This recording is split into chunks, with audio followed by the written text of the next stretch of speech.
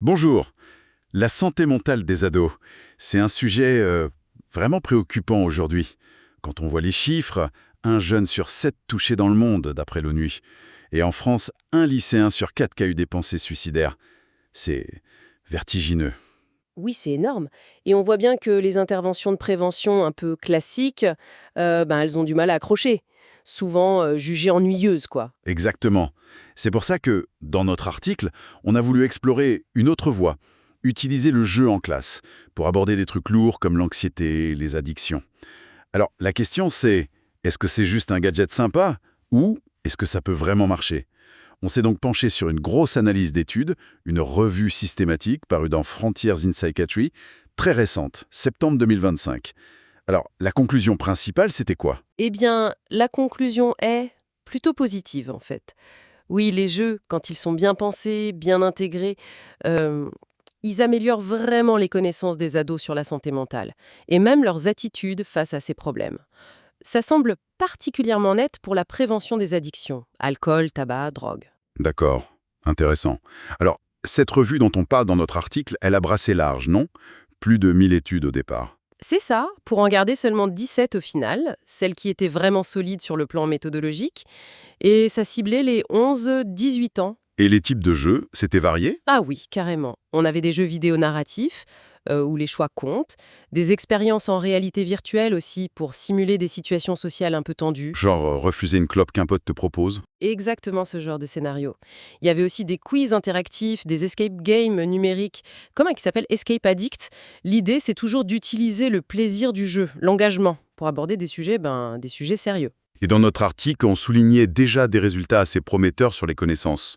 La revue confirme ça. Oui, elle confirme bien une amélioration nette des connaissances, surtout sur les risques liés à l'alcool et au tabac, et les ados semblent aussi développer des attitudes plus saines après avoir joué. Il dit souvent que c'était amusant et enrichissant.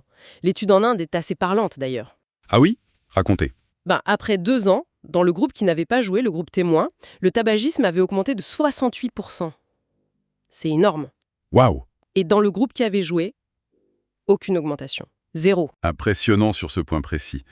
Mais est-ce que ça change vraiment les comportements? C'est souvent là le hic en prévention, non? On sait, mais on ne fait pas forcément. Exactement. C'est la grosse nuance de la revue.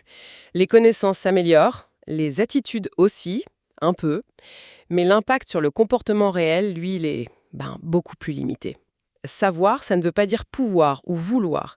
On peut mieux connaître les risques, mais de là à avoir la confiance pour dire non à des potes, c'est une autre paire de manches. Les intentions de boire, par exemple, elles ne baissent pas systématiquement. Je vois. Et pour l'anxiété, la dépression? Là aussi, c'est mitigé. Un jeu comme Moving Stories, par exemple, a bien réussi à réduire la stigmatisation liée à la dépression, ce qui est déjà pas mal. Mhm. Mais l'effet était temporaire. 3 mois après, pouf, disparu. D'accord. Et là, on touche à un point clé qu'on abordait aussi dans notre article, l'importance du design du jeu. Il faut absolument éviter ce qu'on appelle l'effet brocoli enrobé de chocolat. Le brocoli enrobé de chocolat, c'est-à-dire? C'est quand on plaque juste des éléments de jeu superficiels, des points, des badges, sur un contenu éducatif qui reste lourd, indigeste. Ça ne marche pas, ça ne crée pas d'engagement réel. Pour que ça fonctionne, il faut que le jeu lui-même s'appuie sur des ressorts psychologiques forts. L'autonomie, laisser le jeune choisir, explorer, la compétence, lui donner des défis à sa mesure, et l'appartenance sociale, le sentiment de faire partie d'un groupe, de partager quelque chose. Donc il ne s'agit pas de rendre l'anxiété fun, mais plutôt de créer un espace, disons, sécurisé et motivant pour en parler, pour explorer les stratégies. C'est exactement ça. Un espace où on peut expérimenter, se tromper, discuter, sans jugement. Et notre article insistait aussi sur les conditions pour que ça marche vraiment, au-delà du jeu lui-même. Oui. D'abord, le rôle de l'enseignant. C'est fondamental, non? Le jeu tout seul. Ah oui, absolument crucial. Le débriefing après le jeu, animé par l'enseignant, c'est là que tout se joue. Pour faire le lien avec le réel, pour verbaliser. Sinon, ça reste juste une activité sympa, mais sans plus. Exactement. Deuxième point, la répétition. Une seule fois, ça ne suffit pas. Il faut plusieurs sessions pour ancrer les choses. Logique. Et enfin, la qualité du jeu en lui-même. Bien sûr, les meilleurs jeux sont souvent co-conçus, avec des psys, des pédagogues. Faut des objectifs clairs dès le départ, pas juste un truc bricolé. Donc pour résumer, en somme, Les jeux ne sont pas la solution miracle, hein, soyons clairs. La santé mentale des ados, c'est complexe. Mais c'est une stratégie pédagogique qui a du potentiel. Elle utilise des codes qui parlent aux jeunes. Vu l'ampleur de la crise actuelle, ce serait dommage de passer à côté. C'est un outil pertinent à ajouter à notre boîte à outils de prévention. Oui, je suis d'accord. Ce qu'il faut retenir, c'est que le jeu, bien utilisé, peut être un vrai levier pour apprendre, pour faire évoluer les mentalités sur des sujets vitaux. Mais ça demande de la méthode. Un bon jeu, un bon accompagnement, une intégration réfléchie.